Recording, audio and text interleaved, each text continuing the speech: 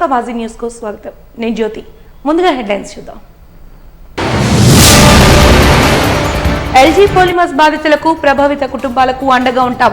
2 దశల్లో 120 కోట్లతో అదనపు పరిహారం చెల్లిస్తామని భరోసానిచ్చిన కంపెనీ ప్రతినిధి పాల్.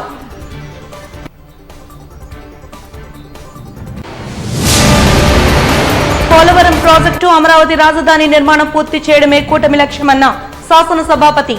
శ్రీ కరకచెట్టు పోలమాంబ అమ్మవారిని దర్శించుకున్న అనంతరం చింతకాయల అయ్యన్న పాత్రుడు వెల్లడి. ఇసుక అందుబాటులో లేక ఉపాధి కరువవుతోందన్న భవన నిర్మాణ కార్మికులు. భవన నిర్మాణ కార్మిక సంఘ ఆధ్వర్యంలో ఇసుకపై నిరసన తెలిపిన వైనం.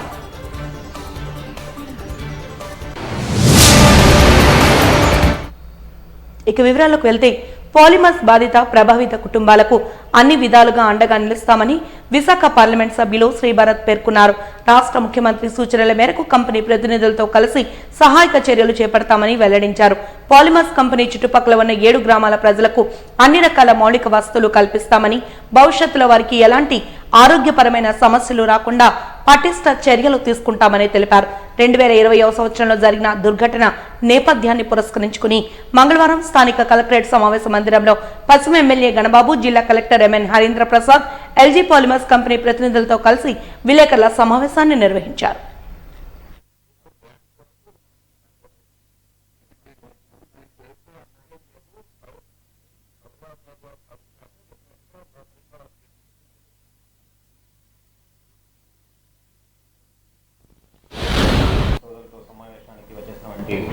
అందరూ పాత్రికేయ మిత్రులకు, ఇక్కడ వచ్చేసినటువంటి గౌరవ ఎంపీ వర్యులు, అదేవిధంగా గౌరవ ఎమ్మెల్యే వర్యులందరికీ కూడా నమస్కారాలు.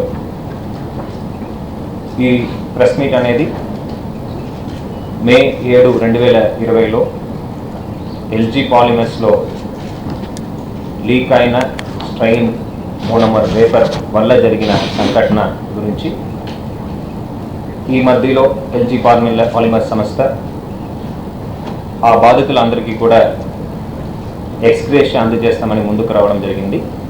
దాని మేరకు ఈ సమావేశం ఏర్పాటు చేయడం జరిగింది.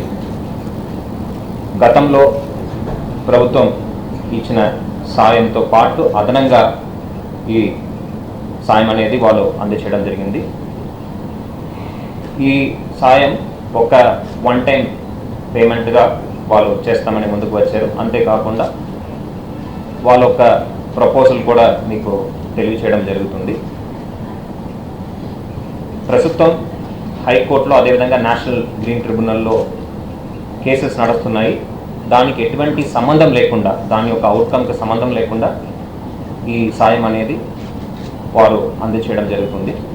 ఈ మధ్యలో గౌరవ ముఖ్యమంత్రి వర్యులు శ్రీ నారా చంద్రబాబు నాయుడు వారు ఒక చొరవతో ఈ ఎక్స్గ్రేషియా అనేది ఎల్జీ పాలిమర్స్ సంస్థ అనే ముందుకు రావడం జరిగింది. సో దాని గురించి ఆ సంస్థ ఒక corporate relations head mister Paul మిమ్మల్ని మీ ద్వారా ప్రజలకు అందరికీ కూడా వివరించడం జరుగుతుంది. I request mister Paul to. Thank you, Mr. Bharat, and thank you, Mr. Ganababu, and thank you for the press to be here today. Hello, my name is Paul Kwan, and I'm here today on behalf of LG Polymers India to share our commitment to supporting the families affected by the unfortunate incident at the LGPI factory in Vizag. LG Polymers India is pledging a total of 1.2 billion rupees in relief efforts, which will be rolled out in 2 phases. Phase 1 will involve the immediate disbursement of 600 million rupees to provide urgent livelihood support to the families impacted by the incident. Phase 2 will focus on establishing a foundation dedicated to long-term measures to help the affected families, ensuring continued support beyond the immediate needs. And today, I'm pleased to announce that LG Chem is ready to, LG Polymers India is ready to release the first phase of 600 million rupees. I also want to emphasize that our focus is on helping the families affected, offering this support as a gesture of pure goodwill and as an ex gratia relief for those impacted by the incident of 2020. While we cannot change the past, we hope this commitment will help families rebuild and move forward. Thank you very much. ఒకసారిగా విశాఖపట్నం, గోపాలపట్నం దేశవ్యాప్తంగా వార్తల్లోకి వచ్చినటువంటి సంగతి మీ అందరికీ తెలిసిందే. ఒకవైపు ఒక ఇండస్ట్రీకి సంబంధించి గ్యాస్ లీక్ అనగానే భోపాల్ తర్వాత ఈ సంఘటన ఒకవైపు ప్రభుత్వానికి ఒక పెను సవాల్ అయితే, కోవిడ్ సమయంలో ఇన్సిడెంట్ జరగడం కూడా చాలా ఇబ్బందులకు గురి చేసింది ప్రజలకి. ₹1 కోటి కాంపన్సేషన్ ఇచ్చినప్పటికీ ప్రజలెవరు కూడా సంతృప్తిగా లేని కారణంగా మనం చూసాం. ఒక క్లారిటీ లేకపోవటం వల్ల సాక్షాత్తు ఆ సమయంలో మంత్రులు వచ్చి అక్కడ రాత్రి నిద్రించి ఇక్కడ సేఫ్గా ఉన్నాం, మీరందరూ రండి మళ్ళీ గ్రామాలకు అని చెప్పుకునే పరిస్థితి ఆ రోజు దాపురించింది. అంటే ఒకవైపు ఎన్విరాన్మెంట్ ఎఫెక్ట్ అయిందని, గ్రౌండ్ లెవెల్లో వాటర్ పొల్యూట్ అయిందని, అయితే ఎయిర్ పొల్యూట్ అయిందని, ఏదైనా ఇండస్ట్రీలో సంఘటన జరిగితే ఇండస్ట్రీలో ఎఫెక్ట్ అవుతూ ఉంటారు, బట్ ఇండస్ట్రీ బయట సామాన్యులు ఎఫెక్ట్ అయినటువంటి ఇన్సిడెంట్ కాబట్టి దీనికి చాలా ప్రాధాన్యత సంతరించుకుంది. కానీ కొన్ని హై లెవెల్ కమిటీ కూడా ఏవైతే ఈ అభ్యంతరాలు కానీ ఈ ఆందోళనకు సంబంధించినటువంటి అంశాలను అడ్రస్ చేస్తూ ఒక రిపోర్ట్ ఇవ్వటం, ఇవన్నీ కూడా మీ అందరికీ తెలిసిందే. ఈరోజు గవర్నమెంట్ చేంజ్ అయినట్టునే ఒక ఇనిషియేషన్ చంద్రబాబు నాయుడు గారిని కొరియన్ హెడ్స్ అందరూ కూడా వచ్చి కలిసిన తర్వాత ఎల్జీకి సంబంధించినటువంటి హెడ్స్ మొట్టమొదటి వ్యాఖ్య, మీరు ఆ ప్రాంతానికి ఇమీడియట్గా ఏం రిలీఫ్ చేస్తారని చెప్పటం, వెంటనే వాళ్ళు ఇప్పుడే మా భర్త గారు చెప్పినట్టు 120 crores అనౌన్స్ చేయడమే, దాంతో ఈ రోజు నుంచి ఒక ఎక్స్గ్రేషన్ అని అక్కడ ఎఫెక్టెడ్ ఏరియాస్కి ఇవ్వాలనేటువంటి ఆలోచన కలగటం స్వాగతిస్తుంది. ఎందుకంటే ఇది ఆలస్యమైన 2020లో ఇన్సిడెంట్ అయినా, ఎందుకంటే ఇప్పుడే ఎంప్లాయ్మెంట్ పోయింది, అక్కడ హెల్త్ ఇష్యూస్ ఇంకా రిజాల్వ్ కాకుండా సుదీర్ఘకాలంగా, అంటే ఒకసారి ఎఫెక్ట్ అయితే ఆ కంటిన్యూస్గా వారికి అడ్రస్ చేయాల్సినటువంటి మేజర్ ఇష్యూ హెల్త్కి సంబంధించి. సరే, గత ప్రభుత్వం హాస్పిటల్కి సంబంధించి ఇతరత్ర అనేక హామీలు గుప్పించారు. ఆ గుప్పించినటువంటి హామీలు మీ అందరికీ తెలుసు, అవగాహన లేకుండా సూపర్ స్పెషాలిటీ హాస్పిటల్ అనౌన్స్ చేశారు. దానికి చాలా చేరువులు, అంటే వాకబుల్ డిస్టెన్స్లో ఉండేటువంటి ఒక 30 bedded హాస్పిటల్ అప్పటికే NHRMలో గ్రాంట్ శాంక్షన్ అయ్యి డెవలప్ అవుతున్న హాస్పిటల్ పక్కన ఉంటున్నప్పటికీ ఆ పరిజ్ఞానం కూడా లేనటువంటి పరిస్థితుల్లో ఆ రోజు హాస్పిటల్ అనౌన్స్ చేసి, తర్వాత కాలంలో ఇక్కడ హాస్పిటల్ కట్టట్లేదు, ఆ హాస్పిటల్ డెవలప్ చేస్తామని 6 నెలల తర్వాత డిక్లేర్ చేసిన సంగతి మీ అందరికీ గుర్తు చేస్తున్నాను. అందుకని ఒక స్పష్టంగా ఏవైతే ఈరోజు ఫౌండేషన్కి సంబంధించి కూడా వారు చెప్పారు, రాబోయే కాలంలో ఏవైతే అడ్రస్ చేయాలో అక్కడ ఉండేటువంటి వారి సుదీర్ఘకాల సమస్యలు, ఎడ్యుకేషన్, హెల్త్, వెల్ఫేర్ అన్నిటితో పాటు వాటర్కి సంబంధించి, డ్రింకింగ్ వాటర్కి సంబంధించినటువంటి ఒక సురక్షితమైనటువంటి మంచినీటిని కూడా ఆ ప్రాంతంలో అందించడానికి కావలసినటువంటి అన్నీ కూడా భవిష్యత్తులో చేయడం జరుగుతుంది. అయితే ఇప్పుడు ఎఫెక్టెడ్ ఏరియాలో ఉండేటువంటి వారందరికీ కూడా ప్రధానంగా మీకు వెంకటాపురం, వెంకటాద్రి గార్డెన్స్తో పాటు Ajanta park, Babuji Nagar, Aravaripuram, SCBC colony, Padmanabha Nagar, Janata colony, Meghadripeta colony, Kamparapalem, Padmanabha Nagar, Paidimamba colony, Nandamuri Nagar, అదేవిధంగా రజక్ కాలనీ, శ్రీనిబాబు నగర్, నాయుడు క్వార్టర్స్, శ్రీరామ్ నగర్, ఆర్ఆర్విపురం, ఈ ప్రాంతాలన్నీ కూడా కాంపౌండ్ వాళ్ళకి ఒక పర్టికులర్ దూరాన్ని ఆ రోజు తీసుకొని దానికి ఎక్కువ ఎఫెక్ట్ అయినటువంటి ఏరియా ఈ ఏరియా. ఎందుకంటే అది సిటీలో దగ్గర అప్ టు ఎన్ఐడి పెందుర్తి వరకు కూడా భయభ్రాంతులతో జనమందరూ కూడా ఆ స్మెల్ని వెళ్ళటం అనేటువంటి జరిగింది. కానీ మోస్ట్ ఎఫెక్టెడ్ ఏరియా కింద వీటిని ఐడెంటిఫై చేయడం కాకుండా ఇంకా దాంట్లో ఇంకా మేజర్గా పక్కన ఉండేటువంటి వెంకటాద్రి గార్డెన్స్ కానీ వెంకటాపురం ఎక్కువ ఎఫెక్ట్ అయ్యారు. చనిపోయినటువంటి కుటుంబాలతో పాటు ఎక్కువ హాస్పిటలైజ్ అయినటువంటి ప్రాంతం కూడా కావటం అనేటువంటిది మీ అందరికీ దృష్టికి తీసుకొస్తున్నాడు. కాబట్టి వారందరిలో ఏదైతే ఈ బెనిఫిషియర్స్ అన్నీ కూడా గతంలో ఏదైతే ఆ ఏరియాకి సంబంధించి ఐడెంటిఫై అయినాయో వారికి ఇప్పుడు ఎక్స్గ్రేషియా అనేటువంటిది నేరుగా ప్రభుత్వం నుంచి కాకుండా నేరుగా వారి కంపెనీ నుంచే వారికి ఎక్స్గ్రేషియా ఇవ్వడానికి నిర్ణయం తీసుకున్నారనేటువంటిది మీకు తెలియజేస్తాను. అందరికీ నమస్కారం అండి. కలెక్టర్ గారు చెప్పినట్టు ఈ ఇన్సిడెంట్ 2020 తర్వాత వెంటనే ఒక 12 మంది చనిపోయారు. వాళ్ళకి ₹1 కోటి గవర్నమెంట్ ద్వారా ఇవ్వడం జరిగింది. అది కాకుండా ఇంచుమించు 500 మంది సివియర్ కండిషన్తో హాస్పిటలైజ్ అయ్యారు. ఒక 20,000 మంది ఇంపాక్ట్ అయ్యారనేది అసెస్మెంట్. దాని మీద ఒక హై పవర్ కమిటీ ఉండింది, ఒక రిపోర్ట్ వచ్చింది. అప్పుడు మా ప్రభుత్వం కూడా లేదు.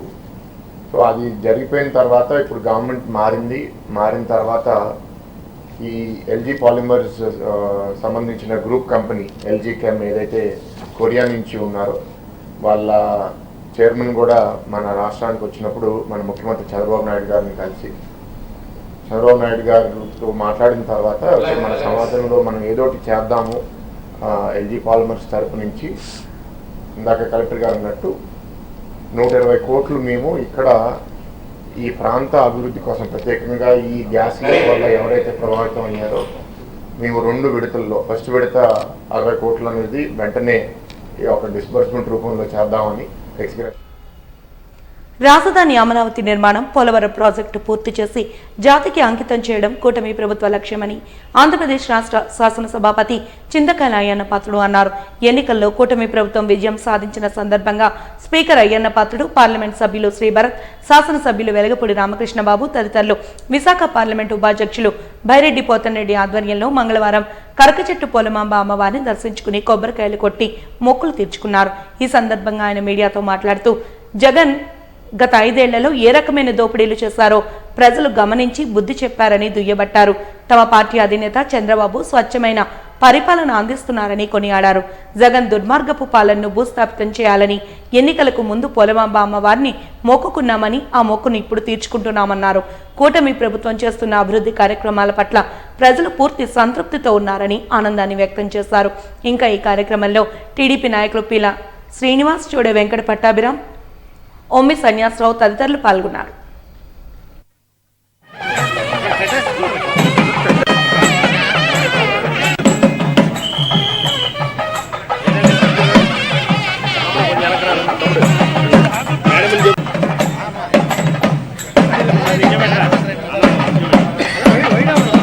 మీరు ఇటు జరగండి, ఇటు ఉండండి, ఇటు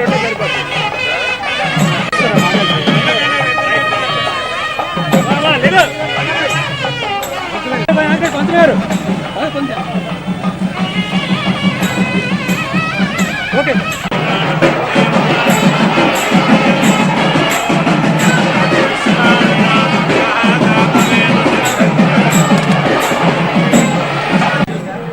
జరగండి. జరగండి.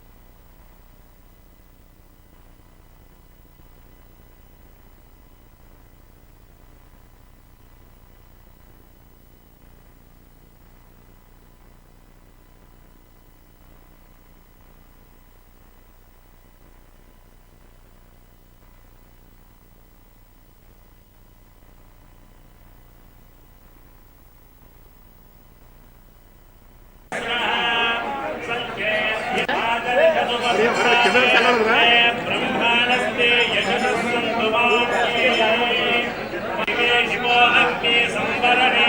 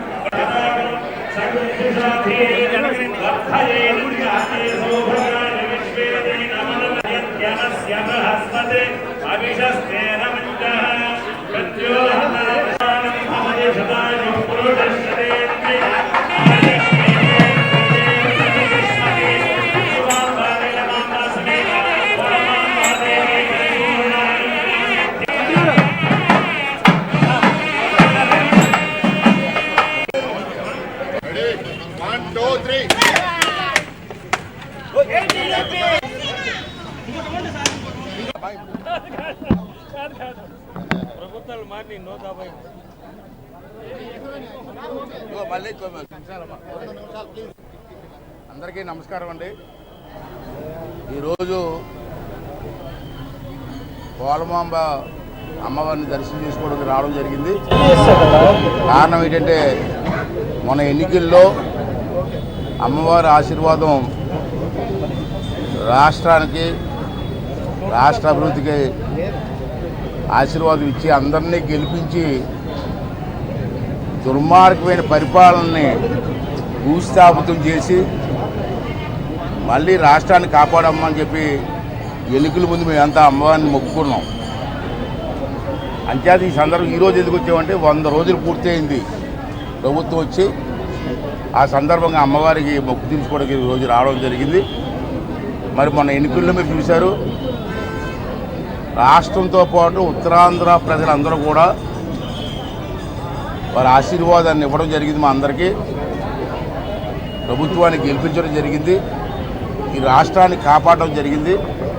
అంచేత అమ్మవారిని నేను మొక్కుకున్నది రాష్ట్ర ప్రజల్ని, ముఖ్యంగా ఉత్తరాంధ్ర ప్రజలకి అమ్మవారి ఆశీస్సులు ఉండాలని చెప్పి మనస్ఫూర్తిగా నేను కోరుకోవడం జరిగింది. అలాగే ఈ 5 సంవత్సరాలు సర్వనాశనం అయిపోయినటువంటి రాష్ట్రాన్ని మళ్ళీ పూర్వ వైభవం తీసుకురావడం కోసం అమ్మవారి ఆశీస్సులు మన అందరికీ ఉండాలని చెప్పి మరి అలా మేము మొక్కు తీర్చుకొని అమ్మవారిని కోరడం జరిగింది. భారతీయ జనతా పార్టీ కార్యాలయంలో ప్రధాని నరేంద్ర మోడీ జన్మదినాన్ని పురస్కరించుకుని నిర్వహించే సేవా పక్షోత్సవాలలో భాగంగా బీజేపీ విశాఖ పార్లమెంట్ జిల్లా అధ్యక్షులు రవీంద్ర మేడపాటి ఆధ్వర్యంలో మెగా రక్తదాన శిబిరాన్ని ఏర్పాటు చేశారు. ఈ కార్యక్రమానికి ముఖ్య అతిథులుగా బీజేపీ రాష్ట్ర ఉపాధ్యక్షులు విశాఖ ఉత్తర నియోజకవర్గ శాసనసభ్యులు పి విష్ణుకుమార్ రాజు హాజరయ్యారు. ఈ సందర్భంగా జిల్లా అధ్యక్షులు రవీంద్ర మేడపాటి మాట్లాడుతూ ప్రధానమంత్రి నరేంద్ర మోదీ సారథ్యంలో బీజేపీ 3వసారి అధికారంలోకి వచ్చిన సందర్భంగా నాయకులకు, కార్యకర్తలకు శుభాకాంక్షలు తెలియజేస్తూ కష్టకాలంలో దేశ ప్రజల ఆరోగ్యం కోసం అహోరాత్రులు కష్టపడుతూ భారతమాత గర్వపడే విధంగా పరిపాలనను కొనసాగిస్తున్న మోడీకి జన్మదిన శుభాకాంక్షలు తెలిపారు. మోడీ జన్మదినం సందర్భంగా ప్రతి సంవత్సరం కూడా సేవా పక్వాడా పేరుతో 15 రోజుల పాటు పెద్ద ఎత్తున సేవా కార్యక్రమాలు నిర్వహిస్తున్నామని, ఈ ఏడాది కూడా ఏర్పాటు చేశామని, రక్త శిబిరానికి అనేక మంది వ్యక్తులు స్వచ్ఛందంగా విచ్చేసి రక్తదానం చేశారని అన్నారు.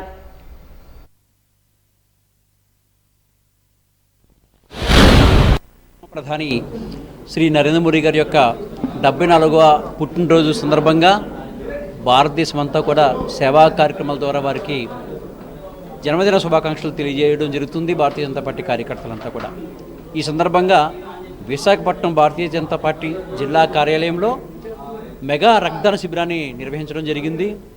మిగిలిన నాయకులకి మాకున్న తేడా అదే. ఎందుకంటే కేక్ కట్ చేసి సెలబ్రేషన్స్ కాకుండా కేవలం ప్రజలకి సేవ చేయడం ద్వారా మాకు జన్మదిన వేడుకలు జరుగుతూ ఉంటాయి. ఆ విధంగానే ఈరోజు అనేక మంది యువకులు ఉత్సాహంగా బ్లడ్ ఇవ్వడానికి ముందుకొచ్చారు. వారందరికీ కూడా ధన్యవాదాలు తెలియజేస్తున్నాం. ఈ వారం 10 రోజుల పాటు అంటే 25వ తారీఖు పండిత్ దీన్ దయాళ్ ఉపాధ్యాయ జయంతి ఆ రోజు వరకు కూడా అనేక సేవా కార్యక్రమాలు మేము చేయడం జరుగుతుంది.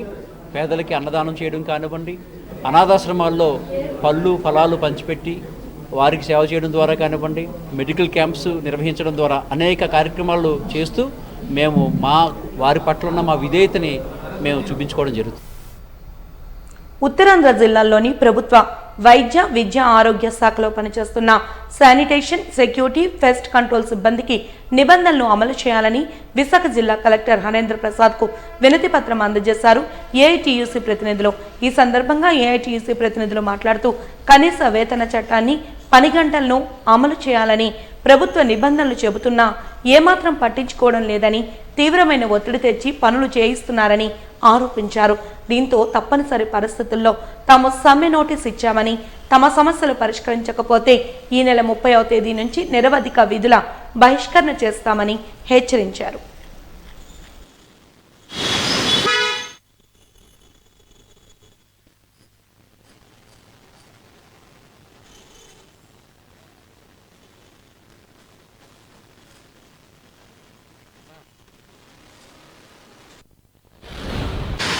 నా పేరు భవానీ అండి. నేను భీమిలి నుంచి వచ్చాను. శానిటేషన్ వర్కర్ మాట్లాడుతున్నానండి.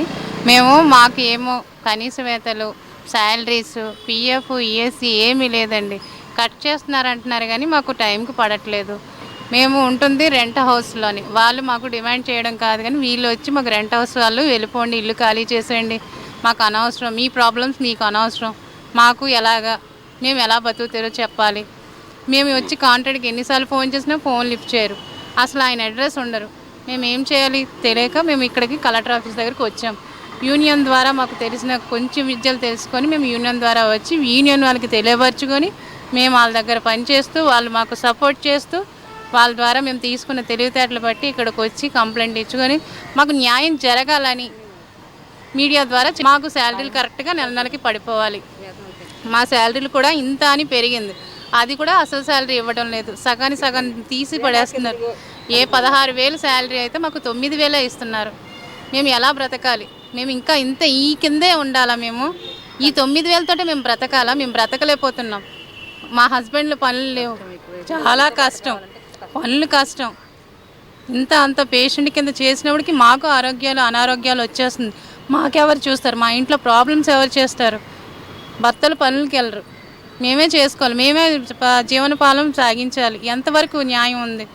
మాకు కనీసం ఈ మీడియా ద్వారా అయినా అతనికి స్పందించాలని మా మీడియా ద్వారా తెలియజేసుకుంటున్నాం. Thank you. ఉత్తరాంధ్ర జిల్లాల్లో ఉన్నటువంటి ప్రభుత్వ వైద్య, విద్య, ఆరోగ్య శాఖలో పనిచేసినటువంటి సెక్యూరిటీ కానీ, శానిటేషన్స్ కానీ, అలాగే పెస్ట్ కంట్రోల్ కానీ ఈ వర్కర్లందరికీ కూడా కాంట్రాక్ట్ బేసిక్ మీద కొన్ని సంవత్సరాలుగా పనిచేస్తూ ఉన్నారు. ఈ కాంట్రాక్టులు వేధింపులు కూడా అనేక రకాలుగా ఉన్నాయి. ముఖ్యంగా ఏదైతే శాలరీ కోసం దినదనగండం నూరేలాయసుగా బతుకుతున్నటువంటి పేదవాళ్ళు ఎవరైతే ఉన్నారో వాళ్ళే ఈరోజు కాంట్రాక్ట్ బేసిక్గా పనిచేస్తూ ఉన్నారు. వాళ్ళు కూడా ఈ కాంట్రాక్టులు కూడా వాళ్ళకి కనీస వేతనం శాలరీ ఇవ్వకుండా పోయింది కాకుండా కనీసం కష్టపడే ఫలితం కూడా ఏ నెల శాలరీ ఆ నెల ఇవ్వకుండా కనీసం 5 నెలలు 6 నెలలు వాళ్ళ దగ్గర జీతాలు పెట్టుకొని ఈరోజు కార్మిక కడుపులు కొడుతున్నారు. కాబట్టి ఈరోజు విశాఖపట్నం జిల్లా కలెక్టర్ గారికి మా బాధను చెప్పుకోవడం కోసం వచ్చాం. కనీస వేతనం అమలు చేయాలని చెప్పి ఏదైతే గత కొన్ని సంవత్సరాలుగా మాకు పిఎఫ్, ఈఎస్ఐ కట్ చేస్తున్నారు, కట్ చేసి ఇస్తామని చెప్పేసి అన్నారు తప్ప ఇప్పటి వరకు కూడా ఎక్కడ కూడా ఒక కార్డు అనేది, ఒక ప్రూఫ్, ఇగో మీకు ఈ పిఎఫ్ కట్ చేసి ఈఎస్ రూపంలో ఇస్తున్నామని చెప్పి ఒక కార్డు కూడా ఈరోజు ఈ కాంట్రాక్టులు మాకు ఇవ్వకపోవడం అనేది బాధాకరమైన విషయం. ఈ సమస్యలన్నింటిలో కూడా పరిష్కరించి తక్షణమే మా యొక్క కనీస వేతనం అమలు చేయాలని, ప్రతి నెల శాలరీ కూడా మాకు ఇవ్వాలని చెప్పి ఈ కొన్ని డిమాండ్లతో కలెక్టర్ గారికి మెమోని ఇచ్చాం. ఇవి కానీ పరిష్కరించకపోతే ఈ నెల 30 నుంచి అన్ని హాస్పిటల్లో కూడా సమ్మె చేస్తామని చెప్పి కూడా ఈరోజు తెలియజేస్తూ ఉన్నాం. ఈరోజు ఈ శాలరీ ఈరోజు ఇంటద్దెలు కానివ్వండి, కరెంటు ఛార్జీలు కానివ్వండి, ఈరోజు గ్యాస్ ధరలు కానివ్వండి, ఈరోజు అన్నీ కూడా ఆకాశాన్ని అంటి ఉన్నాయి. కాబట్టి ఈరోజు భారంగా ఉన్నాయి. అందుకనే మేము చేసే ప్రతి నెల కూడా మా శాలరీ మాకు ఇచ్చి మమ్మల్ని ఆదుకోవాలని చెప్పేసి కలెక్టర్ గారికి విన్నపించుకున్నాం. ఆ విధంగా కూడా చర్యలు తీసుకుంటారని, మా ప్రతి నెల శాలరీ మాకు పడేటట్టుగా చేస్తారని, మాకు కనీస వేతనాలు చేస్తారని కలెక్టర్ గారి మీద ఆ నమ్మకం మాకు ఉందని చెప్పి మీ ద్వారా తెలియజేస్తూ ఉన్నాం. సింగ్ హోటల్ జంక్షన్ వద్ద భవన నిర్మాణ కార్మికులు నరసింహరావు ఆధ్వర్యంలో ఇసుకపై నిరసన తెలిపారు. సింగ్ హోటల్ జంక్షన్ వద్ద ఉన్న భవన నిర్మాణ కార్మికుల సంఘ అధ్యక్షుడు సింహనాయుడు మాట్లాడుతూ ఇక్కడకు సుమారు 200 మంది పని కోసం వస్తున్నారని తెలిపారు. 10 మందికి కూడా పని దొరకని పరిస్థితులు నెలకొన్నాయని, 3 నెలలుగా ఇదే పరిస్థితి కొనసాగుతోందని తెలిపారు. గంజి కూడా దొరకడం లేదని ఆవేదన వ్యక్తం చేశారు. సిహెచ్యు జగదాంబ జోన్ ప్రధాన కార్యదర్శి చంద్రమౌళి మాట్లాడుతూ కూటమి ప్రభుత్వం ఎన్నికల్లో గత ప్రభుత్వం ఇసుకపై కుంభకోణం చేసి కోట్లు మాయం చేశారని, తమ ప్రభుత్వం వస్తే ఇసుకను ఉచితంగా ఇస్తామని చెప్పి ఇప్పుడు అందుబాటులో లేదనడం వల్ల కార్మికులు తీవ్ర ఇబ్బందులకు గురయ్యారని తెలిపారు. అనేక అవస్థలు పడుతున్నారు. గతంలో వైఎస్ జగన్మోహన్ రెడ్డి ఇసుకను అమ్ముకున్నాడు, అధిక రేట్లకు అమ్మాడని చెప్పి పెద్ద ఎత్తున ప్రచారం చేసిన టీడీపీ కూటమి ప్రభుత్వం మేము వస్తే అధికారంలోకి వస్తే ఉచితంగా ఇస్తామని చెప్పి మోసం చేసి ఈరోజు ఇసుకే లేకుండా చేసిన విధానం అత్యంత దుర్మార్గం. ఈరోజు సాక్షాత్తు వాళ్ళ ఎమ్మెల్యే జేసీ ప్రభాకర్ రెడ్డి కుమారుడు ఇసుక అక్రమంగా తరలిపోతుందని పట్టుకుంటే పోలీసులు కనీసం కేసు నమోదు చేయకపోతే అతని అనుచరులతో కలిసి స్టేషన్ ముందు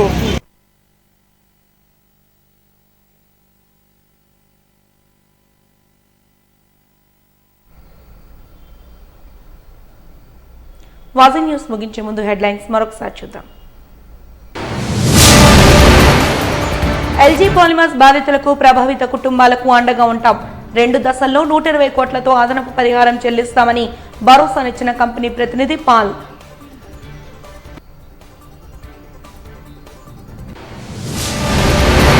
పోలవరం ప్రాజెక్టు, అమరావతి రాజధాని నిర్మాణం పూర్తి చేయడమే కూటమి లక్ష్యమన్న శాసన సభాపతి. శ్రీ కరకచెట్టు పోలమాంబ అమ్మవారిని దర్శించుకున్న అనంతరం చింతకల్ల అయ్యన్నపాత్రుడు వెల్లడి. ఇసుక అందుబాటులో లేక ఉపాధి కరువవుతోందన్న భవన నిర్మాణ కార్మికులు. భవన నిర్మాణ కార్మిక సంఘ ఆధ్వర్యంలో ఇసుకపై నిరసన తెలిపిన ఆయన.